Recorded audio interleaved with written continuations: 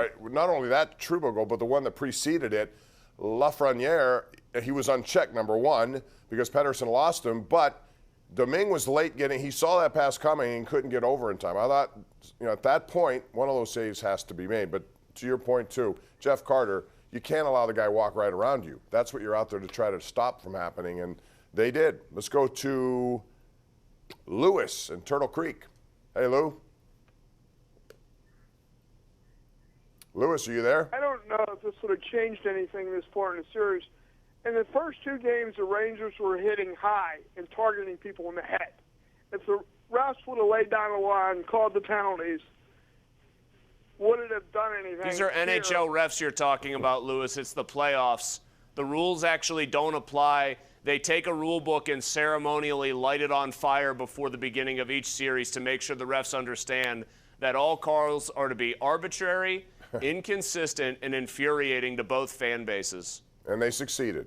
Thank you very much. Let's go to Jim in Blanox. Jim, go ahead. Your opinion. Anyone that thinks that there's going to be suspension is foolish, because why? This league is run by a bunch of lunkhead Canadians.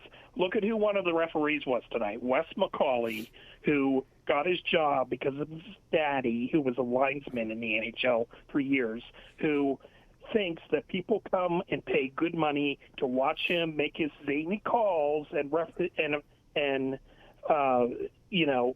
him play, and they don't protect their stars. Yeah, I mean, obviously there's issues with the officiating. I think it's one of the hardest things to officiate, Chris. But quite frankly, what they do in the regular season never applies to the postseason, and it should. Penalties are penalties. You influence the game by not making calls just as easily as you do by making calls.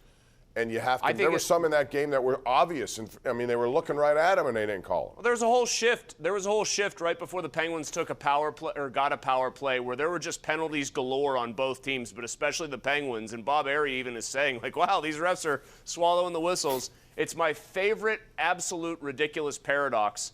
Or it just, I don't even know if that's the right word to use for it, but the idea that the NHL's officials in the playoffs, they say, well, our mantra is we don't want to decide the games and be the focal point.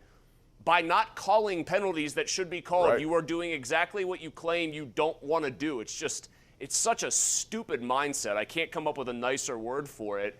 And the thing that gets me, too, is, because I know we got to get to more calls, Bob, but I'll say this quickly.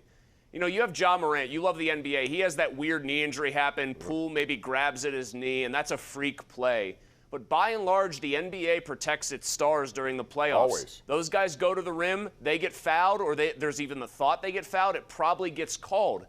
No league, no Major Four league has as much contempt for its star players, and I mean active contempt, as does the NHL. It's as if seeing a Connor McDavid makes the people that officiate and kind of set the direction of the sport say, oh, no, too talented. Me first glory boy right there. Look at all that skill he's displaying. We need to bring this thing back to the Stone Ages where it belongs. Right. When you have a bunch of muckers and grinders who are making decisions about elite players, typically they revert back to what they used to do best, and that is muck and grind. And so they take guys out, and they're okay with it. It's part of what they did. And that's why this whole thing is all ass backwards, to be honest. Let's go to a break, actually. 412-575-2600 is the number to call. We'll be back with more opinions right after this on the Ireland Contracting Nightly Sports Call.